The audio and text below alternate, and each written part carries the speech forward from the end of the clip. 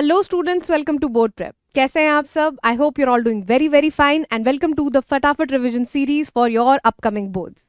इस सीरीज में हम क्या करने वाले हैं, आपके जितने भी चैप्टर्स हैं मैथ्स के, उन सबको हमने दो लेक्चर्स में डिवाइड किया है। अब लेक्चर सोच के ये मत सोचने लग जाना कि भाई बहुत लंबे लंबे लेक्चर्स होने वाले हैं। एक लेक्चर आपका मुश्किल से 20 से 30 मिनट का होगा, कम भी हो सकता है, थोड़ा बहुत ऊपर नीचे 1-2 मिनट का हो सकता है। अब इससे आपको फायदा क्या होगा? आपको बस इस लेक्चर को पढ़ना है और उसके बाद जो प्रैक्टिस क्वेश्चंस दिए हैं उनको आपने पढ़ना है। इसके अलावा आपके मैथ्स के सिलेबस में या मैथ्स के पेपर में कुछ भी नहीं आने वाला है।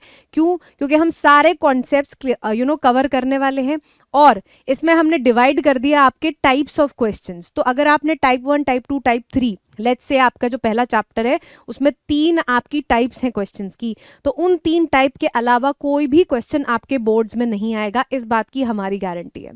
ऑलराइट, तो बस आपको यही लेक्चर सीरीज पढ़नी है और इससे आप फुल प्रूफ आप श्योर हो सकते हो कि आपकी तैयारी पूरी हो गई है।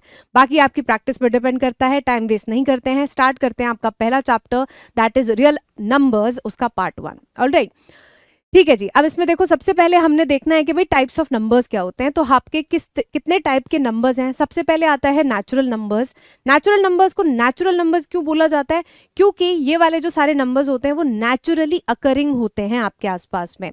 आप हमेशा बोलोगे भाई 2 पेन दे दो, 4 पेन दे दो, या फिर 2 लोग खड़े हैं। आप कभी ये नहीं बोलते यहाँ पे 0 लोग खड़े हैं, ऐसा कभी आप स्टेटमेंट नहीं बोलते, राइट? तो 1, 2, 3, 4, 5 ऐसे नंबर्स जो हैं आपके नेचुरल नंबर्स कहलाते हैं। इसीलिए इसमें 0 नहीं आता, क्योंकि हम नेचुरली कभी ये नहीं बोलते अरे इसमें 0 चपाती दे दो, राइट? ठीक है जी। तो दूसरे नंबर पे आता है आपका होल नंबर्स। भाई अब नेचुरल नंबर्स, अब 0 को भी कहीं ना कहीं जगह देनी पड़ेगी, तो 0 को जब हम नेचुरल नंबर्स के साथ में ले लेते हैं तो आपका बन जाता है होल नंबर्स। उसके बाद आप आ जाओ इंटीजर्स पे। इंटीजर्स में क्या करना है भाई? अब नेगेटिव नंबर्स को भी तो कहीं ना कहीं रखना पड़ेगा, क्योंकि हमारे आंसर आ जाते हैं कई बार -4 + 2 या 2 - 4 कह लो उसको, या 6, 3 - 6 करोगे तो -3 आ जाता है। तो इन नंबर्स को भी कहीं रखना है हमको। रियल नंबर्स के लेफ्ट साइड पे आने वाले नंबर्स को हम कहते हैं नेगेटिव नंबर्स, नेगेटिव इंटीजर्स। तो ये सब मिलके बन जाते हैं इंटीजर्स। इंटीजर्स आपके हमेशा होल नंबर्स होते हैं, ये कभी भी पॉइंट में नहीं आते, ठीक है, या फिर फ्रैक्शंस नहीं होते। ऑलराइट, उसके बाद इन दोनों नंबर्स को भाई हमने 2 पार्ट्स में डिवाइड कर दिया है। पहले आपके पॉजिटिव इंटीजर्स और दूसरे negative integers. Positive integers 1, 2, 3 and so on, and negative integers will be -1, -2, -3 and so on. उसके बाद आपके आते हैं भाई रैशनल नंबर।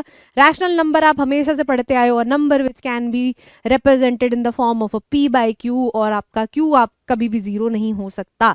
तो बस यहीं पे यहाँ पे वही चीज बताई गई है दोबारा से कि भाई आप ऐसे नंबर जिसको आप p/q की फॉर्म में रिप्रेजेंट कर सको, एंड q जो है वो कभी भी 0 नहीं हो सकता।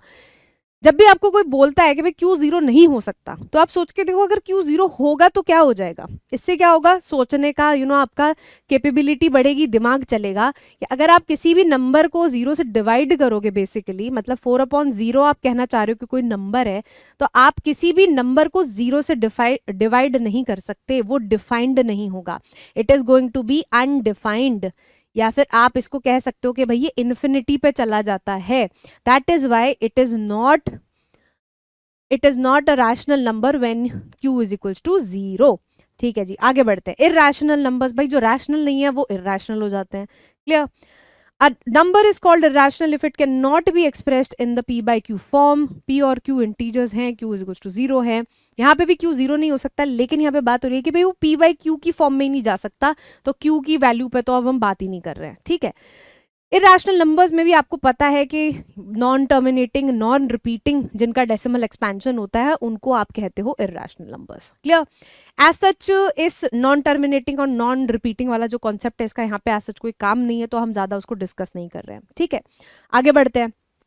Real numbers, all rational and all irrational numbers make the collection of real numbers। मतलब आपने यहाँ जो नंबर्स बनाए ना, ये वाले सारे दोनों, इनको जब आप उठा के सब एक जगह पे रख देते हो तो आप बना देते हो एक बड़ा set, that is real numbers. अब आप बोलोगे कि भाई होल नंबर्स और ये कहाँ चले गए, नेचुरल नंबर्स, इंटीजर्स, ये कहाँ चले गए?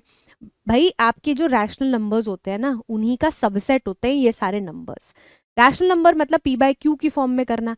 आप कोई भी नेचुरल नंबर उठा लो, उसको आप किससे डिवाइड करोगे? 1 से डिवाइड करो तो वो भी एक रैशनल नंबर है। मतलब हर नेचुरल नंबर, हर होल नंबर, हर इंटीजर, हर पॉजिटिव इंटीजर, हर नेगेटिव इंटीजर आपका एक रैशनल नंबर होता है। ठीक है, तो रैशनल नंबर वो बड़ा डब्बा है जिसमें आप ये सारे नंबर्स डाल देते हो, और जहां पे ये सारे नंबर्स नहीं आ पाते उनको आप फिर क्या करते हो, या तो वो रैशनल हो जाएंगे, फ्रैक्शंस हो जाएंगे, या फिर वो इर्रेशनल हो जाते हैं। इतने ही तरीके के नंबर हमें मालूम है, और इन्हीं सबको मिला के, मतलब रैशनल और इर्रेशनल को मिला के हमें क्या मिल जाता है, रियल नंबर्स का सेट। क्लियर?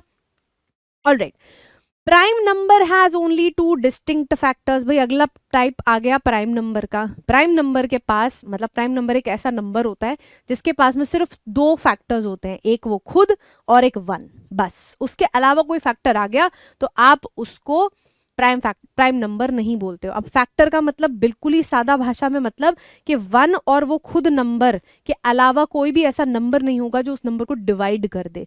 जैसे कि आपका 3 और 19 और भी बहुत नंबर्स हैं, 17 है, 11 है, 7 है, ये जो सारे नंबर्स होते हैं वो प्राइम नंबर्स होते हैं। क्यों?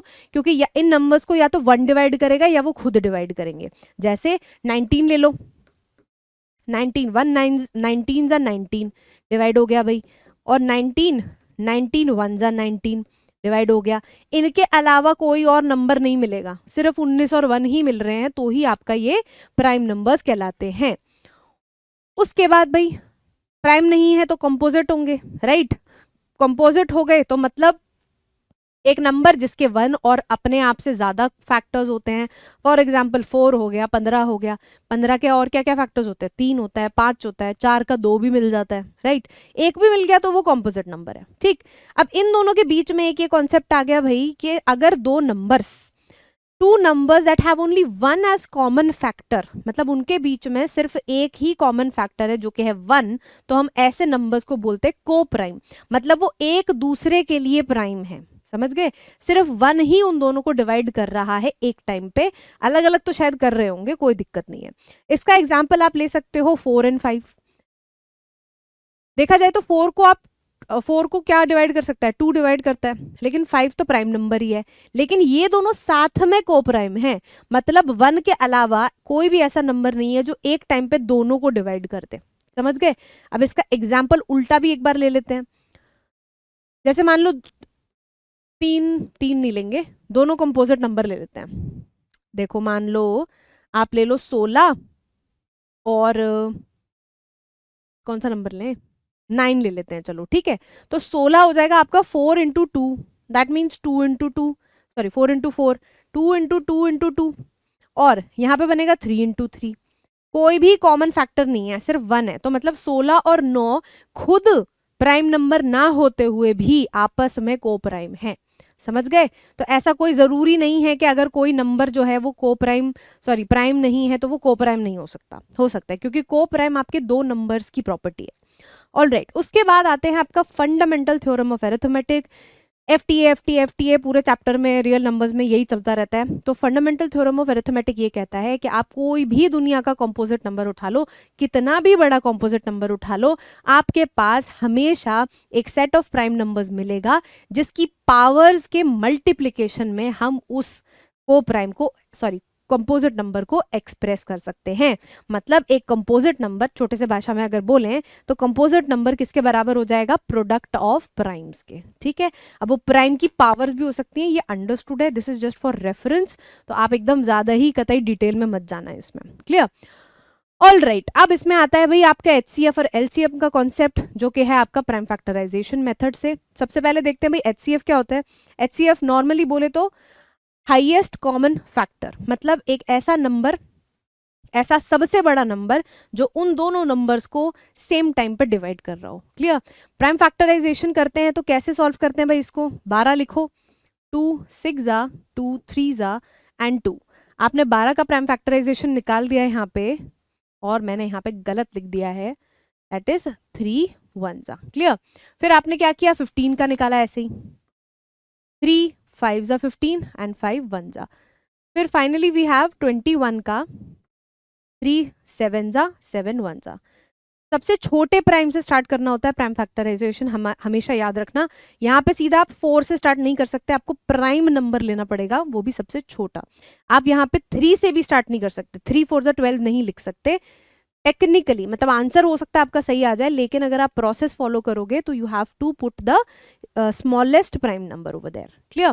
तो अब देखो, हमने 12 को भाई कैसे लिखा, 2 इंटू 2 इंटू 3। 15 को हमने कैसे लिखा, 3 इंटू 5। और 21 को हमने कैसे लिखा, 3 इंटू 1, सॉरी 3 इंटू 7। अब आपको क्या करना है, देखो, product of smallest power of each common factors in the numbers, मतलब एक नंबर देखना है आपको जो सब में कॉमन आ रहा हो, और उसकी हाईएस्ट पावर देखनी है कि कितनी कॉमन आ पा रही है। ठीक है? अब अगर हम ध्यान से देखें तो 2 तो हमें कहीं भी नहीं दिख रहा, बाकियों में ना 5 दिख रहा है ना 7 दिख रहा है, बस 3 दिख रहा है। तो 3 जो है वो तीनों नंबर्स में आपका कॉमन आ गया। इसका मतलब इन तीनों नंबर्स का HCF जो है वो कितना हो जाएगा, 3।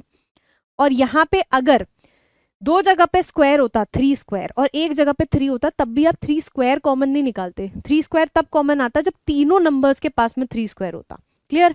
अभी आपके पास सिर्फ एक है, मतलब एक पावर है 3 की, तो आप 3 ही कॉमन निकालोगे, HCF हो गया आपका 3। अब आते हैं भाई एलसीएम पे। एलसीएम में आपने क्या करना है, प्राइम फैक्टराइजेशन आपका यहाँ लिखा ही हुआ है, 12 equals to 2 into 2 into 3, 15 equals to 3 into 5 and 21 equals to 3 into 7। क्या करना है, product of the greatest power of each prime factor involve in the numbers, मतलब यहाँ पे कॉमन नहीं देखना है। कॉमन आप देखोगे एक टाइम पे और उनकी हाईएस्ट पावर निकाल लोगे, उनको एक बार लिखना है। उसके बाद बाकी सारे प्राइम नंबर्स को क्या करना, उठा के मल्टीप्लाई कर दो जितने भी आ रहे हैं फैक्टर्स में। अब देखो 3 3 और 3, ये चीज कॉमन आ रही है, तो आपने क्या करना है, इसको एक बार लिखोगे बस, और बाकी सब नंबर्स जितने बार आ रहे हैं उतनी बार लिख दोगे। तो यहाँ पे आएगा 2 into 2 into 5 into 7, that means 12 into 5 into 7, 60 into 7, that means 420। तो भाई इन तीनों नंबर्स का लार्जेस्ट कॉमन मल्टीपल जो है वो आएगा 420। मतलब एक टाइम पे अगर हम देखें तो ये तीनों नंबर्स सबसे जो नंबर होगा कॉमन, उसको जिसको डिवाइड कर पा रहे होंगे वो होगा 420। समझ गए? ये हो गया भाई आपका प्राइम फैक्टराइजेशन मेथड। आगे बढ़ते हैं। HCF of A B is equals to 1, then A and B are coprimes. अब आपके पास को प्राइम को आइडेंटिफाई करने के लिए एक नया फंडा आ गया कि अगर किन्हीं दो नंबर्स का HCF 1 आ जाता है तो भी उनको हम क्या कहते हैं, को प्राइम्स कहते हैं। क्लियर? एग्जाम्पल के तौर पे है भाई 15 और 28, 3 और 5, 5 1 जा, 28 को लिखेंगे तो आएगा आपका 2 1 जा 14 जा, 2 7 जा एंड 7 1 जा। अब देखो 15 को हम लिख रहे हैं यहाँ पे 3 इंटू 5 एंड 28 को हम लिख रहे हैं 2 इंटू 2 इंटू 7। इन दोनों में कुछ भी कॉमन नहीं आ रहा, ठीक है, लेकिन HCF अब प्रॉपर्टी है तो भाई बतानी तो पड़ेगी ना। अब यहाँ पे हम 1 1 भी लिख सकते हैं, तो इसका मतलब यहाँ पे सिर्फ और सिर्फ 1 कॉमन है, that means HCF equals to 1। This implies that the numbers are coprimes. Clear? All right. Formula, एक फॉर्मूला है भाई आपके पास में कि अगर आप किन्हीं दो नंबर्स का HCF निकालो और LCM निकालो, उन दोनों का प्रोडक्ट करो, तो वो किसके बराबर हो जाता है, उन दोनों नंबर्स के प्रोडक्ट के। मतलब HCF of AB multiplied by LCM of AB is equals to A into B। ये प्रॉपर्टी सिर्फ दो नंबर्स के लिए लगती है, 3 नंबर्स के लिए नहीं लगती है। ये हमने डिटेल में चैप्टर में भी देखा हुआ है। क्लियर? All right. अब देखो टेस्ट करके देख लेते हैं भाई 20 और 50। पहले हम 20 और 50 का क्या करेंगे, HCF और LCM निकालेंगे। तो 2 10 जा, 2 5 जा, 5 1 जा। क्लियर? एंड यहाँ पे आपका आ जाएगा 2 25, 5 5 एंड 5 5 1 जा। ठीक है जी, LCM देखते हैं।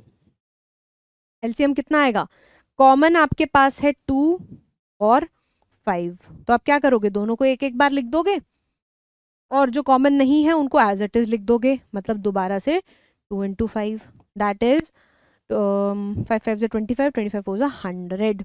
और HCF आपका कितना आ जाएगा, जो कॉमन है उनकी लोएस्ट पावर निकालनी है, मतलब 2 और 5, दैट मीन्स 10। टेस्ट करके देखते हैं भाई। LCM इंटू HCF बराबर आना चाहिए 20 इंटू 50 के। LCM कितना है 100 और HCF है 10। 5 2 ज़ा 10, यहाँ पे आ गया 1000 और यहाँ पे भी आ गया 1000। तो भैया हेंस प्रूव्ड कि अगर आप दो नंबर्स का LCM और HCF लेते हो और उनको मल्टीप्लाई करते हो तो वो उन दोनों नंबर्स के प्रोडक्ट के बराबर आएगा। क्लियर?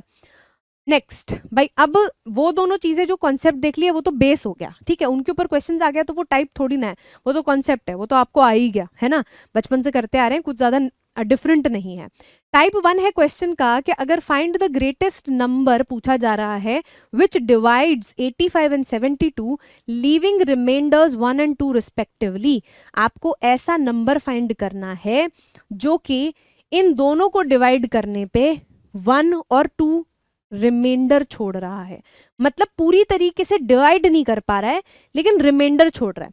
तो मतलब अगर रिमाइंडर हटा दूं मैं तो वो नंबर पूरी तरीके से इनको डिवाइड कर देगा। अच्छा, अब दो नंबर्स की इकट्ठे बात हो रही है कि दो नंबर्स को साथ में एक नंबर डिवाइड कर दे, ठीक है, और लार्जेस्ट नंबर, भाई ये तो सुनी सुनी डेफिनेशन लग रही है, ये किसकी डेफिनेशन है? HCF की। अब निकालना किन दो नंबर्स का है HCF, वो हमें यहां से पता चलेगा कि भाई ऐसा नंबर जो 85 को डिवाइड करने पे 1 छोड़ रहा है और 72 को डिवाइड करने पे 2 छोड़ रहा है। दिस मीन्स अगर मैं 85 में से 1 निकाल दूं तो वो नंबर पूरी तरीके से इसको डिवाइड कर देगा, मतलब 84 और 2 हटा दूं मतलब 70। तो मतलब मुझे 84 और 70 का क्या निकालना है? HCF। Clear? All right. The number which leaves remainder 1 and 2 on dividing 85 and 72 respectively equals to HCF of 85 minus 1 and 72 minus 2। ठीक है, तो दिस इंप्लाइज दैट पहले हम क्या करेंगे?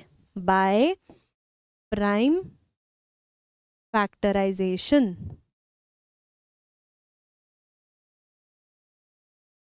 एटी फोर का प्राइम फैक्टराइजेशन करेंगे तो आपको मिलेगा 2 4 जा 2 2 जा 2 2 जा 2 1 जा 3 7 जा and 7 1 जा।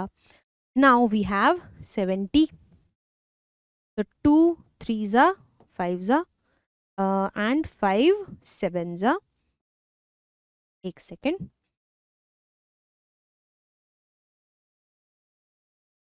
5 7 जा and 7 1 जा। तो यहाँ पे आपको HCF निकालना है, तो HCF के लिए भाई क्या चाहिए होता है? Highest common factor. That means पहले तो मुझे भाई एक 2 दिख रहा है, यहाँ पे एक 2 दिख रहा है, रुको इसको डिफरेंट कलर से करते हैं तो आइडेंटिफाई करना आसान हो जाएगा। 2 and 2, एक और 2 तो नहीं मिल रहा है, तो मतलब हाईएस्ट कॉमन तो 2 ही आएगा यहाँ पे। उसके बाद यहाँ पे मुझे 5 भी नहीं दिख रहा है तो ये भी नहीं आएगा, ये भी नहीं आएगा और यहाँ पे 3 भी नहीं है, तो आपको बचा क्या? 7। तो यहाँ से मिल जाएगा आपका 7। That means the answer is 14।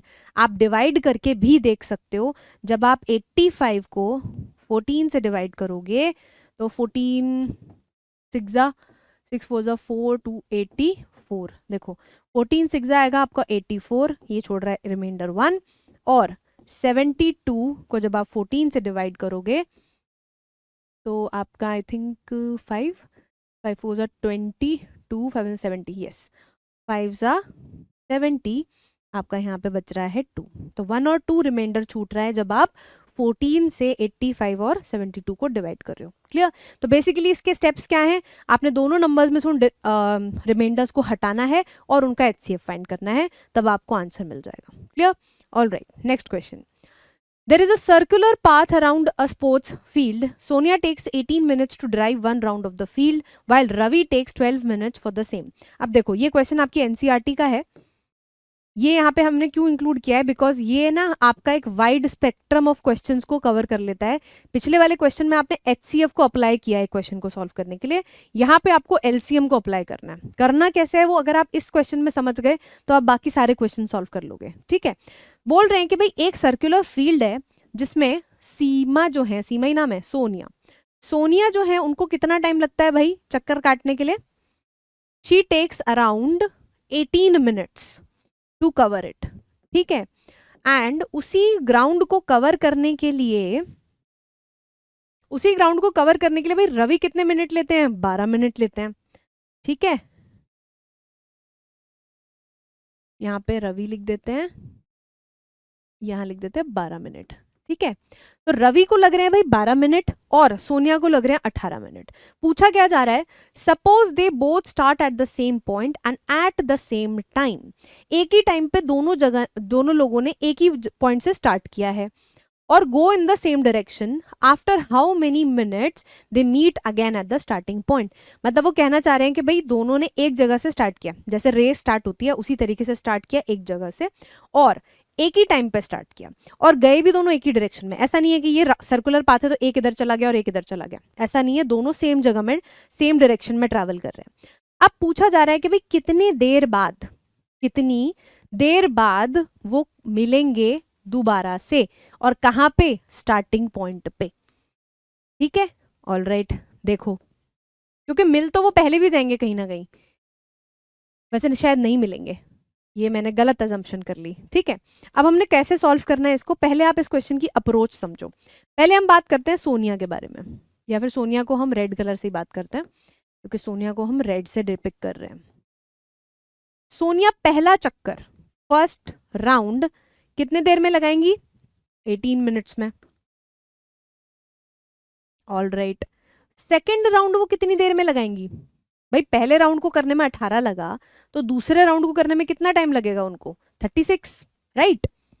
ठीक है जी, और थर्ड राउंड को करने में उनको कितना टाइम लगेगा? 18 पिज्जा करेंगे तो आएगा आपका 54। ठीक है, अच्छा अब यही 3 बारे में हम कर लेते हैं भाई रवि की बात। रवि जो है उनको कितना टाइम लग रहा है? फर्स्ट राउंड वो करेंगे 12 मिनट में, सेकेंड राउंड वो करेंगे कितने देर में? 24 मिनट में। ठीक है, और तीसरा राउंड वो करेंगे 36 मिनट्स में। ऐसे करके चलता तो जाएगा, लेकिन आप एक चीज देखो यहाँ पे कि 36 मिनट होते ही रवि ने अपना तीसरा चक्कर कंप्लीट कर लिया और सोनिया ने अपना सेकंड चक्कर कंप्लीट कर लिया। चक्कर कंप्लीट करने का मतलब क्या है कि वो स्टार्टिंग पॉइंट पे आ गए और उन्होंने क्या किया है?